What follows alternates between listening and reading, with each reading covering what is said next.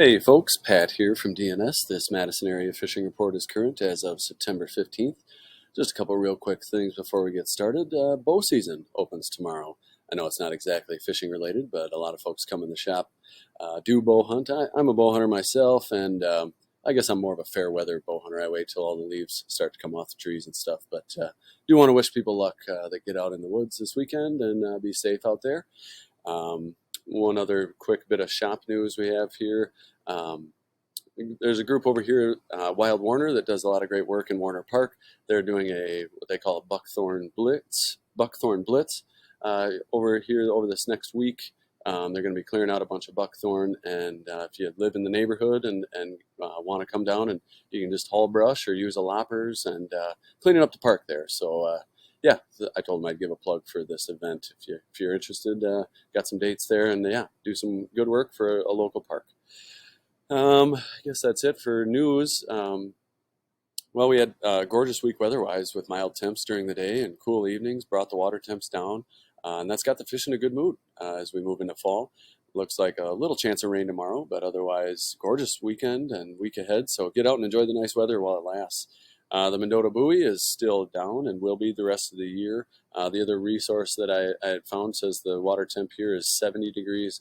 I was looking at this USGS site on Lake Monona, and I was surprised it came in at 65 degrees here. But then a little investigation here.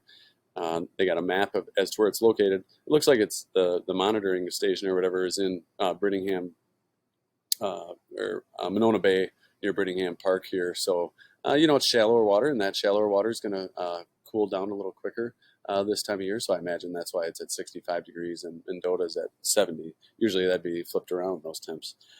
Anyway, generally around the chain, I would say with these cooler temps and fall getting into full swing, there are fewer pleasure boaters out on the water, which is a good thing for fishing.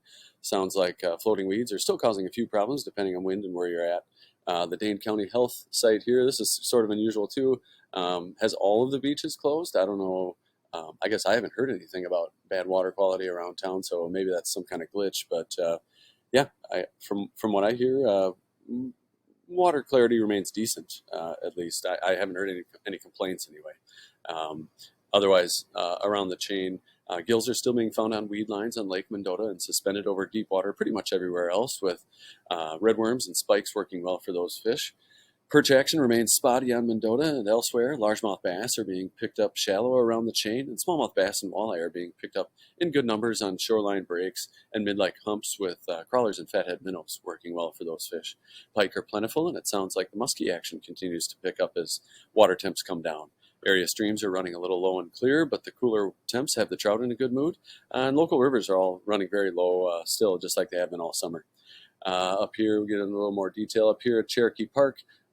Still weedy up there, but I drove by again the other day, and it seems like the weeds are coming down a little bit every day. So opening up some little pockets in there. Great spot to throw a topwater frog. But yeah, as we move into fall, some of those weeds will start to knock back, and you can still launch a boat down here, the school road launch, and get out into the channel. Heard about some good pike and bass action out there this last week, up and down the channel. I also had a report from a guy was saying, he was out there bass fishing, but saw huge schools of big catfish swimming around up there, and also huge schools of bluegills. So that's kind of cool to see, I'm sure.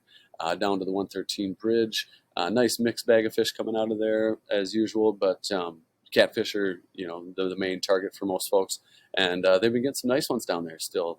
Crawlers and stink bait seem to be most effective there, but cut bait is starting to work too, and will become more and more effective as the temperatures drop here. On Lake Mendota, again, just like all summer, perch have been tough. Good reports of perch numbers on weed lines and out a little bit deeper, but it sounds mostly like mostly small fish, with keepers remaining elusive. I have heard a few reports here and there of folks saying if you can punch through the weeds or find little weed pockets, you can find some better fish. But the good news is that the bluegills have been kind of filling in for the perch this year. I had some good reports all around Lake Mendota of good bluegill action on weed lines, with some real nice dinner plate jumbos in there that Mendota's famous for. I don't have any problem with people keeping fish. I just would encourage folks, when you get those real nice trophy fish, to let those go to help preserve the fishery. Um, I do hear about the occasional crappie here and there, but those fish are scattered at best. Small jig tipped with a spike or red worm has been most effective for all the panfish, with occasional walleye and smallmouth bass grabbing those lures as well. Largemouth bass action remains good up shallow around the lake. Smallmouth bass and walleye action has been great on outside weed edges, near shoreline breaks, and on mid-lake humps. So, your Dunn's Bar, Second Point, Brearley Bar, Picnic Point area, Governor's Island, Maple Bluff, all these areas where you've got a good break. Fox Bluff, if you're bound to run into some walleye and smallmouth out there. Most of the walleye I've been hearing about are in 15 to 20 feet of water. Although I have started to hear about some fish being picked up shallow here and there. So fall's on its way, and those fish are going to start moving in shallow again. Extra large fatheads and blacktail chubs have been working well, but folks trolling crawlers and crankbaits are getting fish as well. I do hear about the occasional big catfish mixing things up for folks, both from shore and out to 20, 25 feet of water. Tenney Park down here continues to have a good walleye bite in the evenings and early mornings. The bite below the Tenney Park lock and dam has slowed this last week from what I've been hearing, but I do still hear about a few decent walleye and the occasional gill coming out of there. Of course, the Tenney Park lagoons, as usual. I got a lot of small bluegills if you're looking to keep a little one busy, and some great largemouth action in there still. Some nice fish swimming around in there.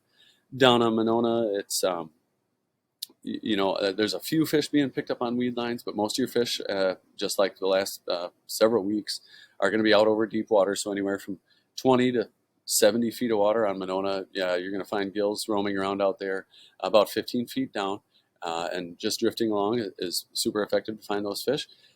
Down here in Monona Bay, folks have been getting bluegills, crappies, bass, pike, nice mixed bag of fish down there. It sounds like the crappies might be picking up just a little bit down there. I've heard a couple of reports of some good crappie action. Good crappie bite out here from the Monona Terrace wall, mostly around dark. And they are getting some bluegills over there during the day, but you have to sort through a lot of smaller fish to get some keepers, it sounds like. But plenty of action to be had there. Lake Wingra, same as usual, a bunch of tiny bluegills, some nice largemouth bass in there, and the occasional muskie mixing it up for folks. As far as muskie go, sounds like the bite's been picking up on Lake Monona. I was talking with Noah Humfeld the other day, and he says these cooler temps have got the muskies in a good mood, so that's good to hear, and that's only going to improve as we move into fall and they get their fall feedback on. We do have big suckers here at the shop for anyone getting out and giving that a try. Down on Wabisa, still pretty weedy up here at Mud Lake, except in the channel where you can get through here. But the weeds seem like they are coming back a little bit dying back a little bit from what I hear, but still great topwater action for largemouth bass, running a frog or something across the weed mats. Otherwise, a good largemouth bass all around Lake Wabisa I've been hearing about for several months now. Good shallow largemouth bass bite. The bluegill bite, pretty much the same on Wabisa as Monona. Most of your fish down there are being caught over deeper water with very few fish, actually, I hear coming off the weed lines. I do hear about a few walleye being picked up between Babcock and Bible Camp over here. So, and that action is bound to improve as well as we move into fall. Kegonsa, I haven't heard a ton of reports out of there. Gills are still out deep, just like the other two lakes, and 15 feet down or so. I've heard of spotty walleye action over here in front of the state park, but I guess I just haven't heard a lot of reports specifically out of Kegonsa lately. Down on the Rock River, we got Lake Kashkonong. Sounds like near where the river dumps in. They're picking up some walleyes and white bass in there, but the blue-green algae bloom still seems to be making things kind of gross in there. It sounds. I read a report online that someone was saying it's just green on top, so the water underneath is fine, and they are picking up some fish. Otherwise, on the river itself, Indian Ford and Jefferson Dams have been producing the usual summer mixed bag of fish with the occasional nice flathead catfish mixed in there. Up to Beaver Dam, they got a good catfish bite that's been happening all summer, still going on over there. We got Crystal Lake still producing some yellow bass during the day and a decent crappie bite at night. Pause here.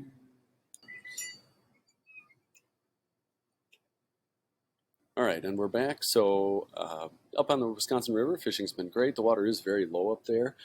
So if you're running a boat, I would definitely be careful out there because lot of shallow water makes for a lot of dinged up props. One nice thing about the low water is that it concentrates fish in deeper holes, making them easier to find. The smallmouth fishing up and down the river has been great.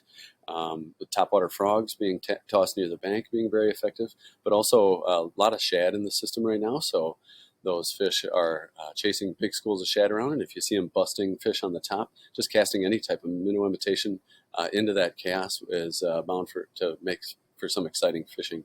Otherwise, the Prairie du Sac Dam producing the usual mixed bag of fish. Heard about some sturgeon coming out of there, and a little bit of everything. Some flathead catfish up on Lake Wisconsin.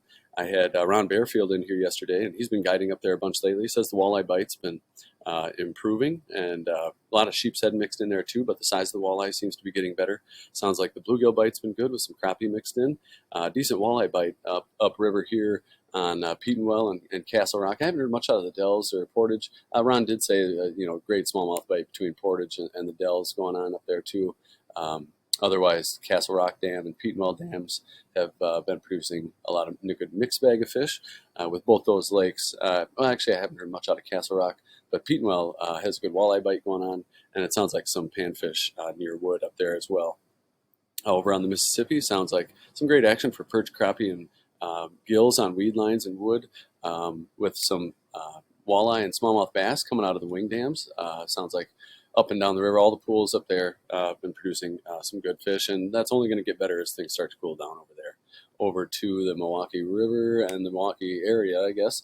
Over in the harbors, the salmon have moved in there, are coming in good numbers anyway. I haven't heard many reports of folks getting fish from shore, but that's going to change here any day now, really. Just need a little cooler temps to get those harbors cooled down, and then a little bit of rain will start to push those fish up the rivers, and it'll be game on over there. But yeah, all up and down the East Coast, very exciting time to be out fishing. I guess on the trout side of things, we'll do this. Happy Fly Day, everybody. So the fly of the week here is the Skippy Hopper. This is a very realistic pattern with these cool legs. You can see a different view here. Got these cool legs, come out, gives a real nice silhouette when it plops down on the water. Super effective fly for this time of year, and hoppers are really the name of the game out there, but that doesn't mean that crickets, ants, and beetles aren't also on the trout's menu. Local streams in the area are back to their local seasonal flows are a little on the low side. Sporadic catches of mayflies and occasional caddisflies are coming off, mostly in the early morning or evening, but we are full on into hopper season. So that's where I'd start my day. Although I was out, I've been doing really well with hoppers lately, but I was out just the other day. A small mayfly hatch came off, and I started off with a good hopper bite. When those mayflies came off, you could not buy a bite on the hopper, and they just were dead focused on those mayflies. So make sure you stay flexible. If something like that happens, don't be afraid to switch your fly and keep catching fish. Once that hatch died off for me, the trout turned right back onto the hoppers like nothing had happened. But it was a frustrating couple hours trying to figure out what was going on there. Otherwise, if fish aren't looking up, woolly buggers and nymphs are effective. On the spinning gear side of things, panther martins, tube jigs, and rapalas are great pretty much year-round. And on the live bait side of things, it's always hard to beat a redworm under a bobber. I guess that pretty much does it for the report. Feel free to call the shop here at 241-4225 if you want us to expand on anything. Otherwise, post your comments and catches below. I do appreciate you tuning in, and good luck out there. We will talk to you next week. Take care.